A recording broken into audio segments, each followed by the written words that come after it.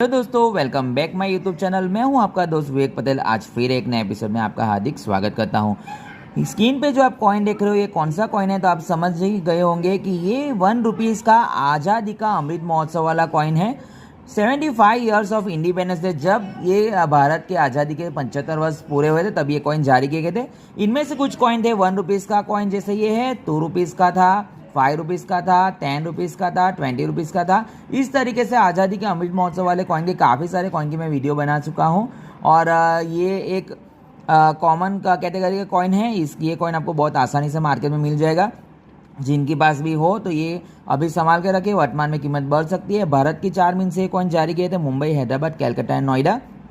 जिसकी बात जो मीन का कॉइन है, तो इसकी वैल्यू सिर्फ मैं आपको बता दूं कि ये 1 रुपीज़ है तो 5 रुपीज़ से 10 रुपीज़ तक मिल सकते हैं। और यूएन सिंह कंडीशन होगी तो आपको बहुत ही अच्छी वैल्यू वर्तमान में मिल सकती है। मिलूंगा जल्दी न्यू एपिसोड के साथ। अपना ख्याल रखिए, सावधान रहिए, सतर्क रहिए। Have a nice day, bye bye.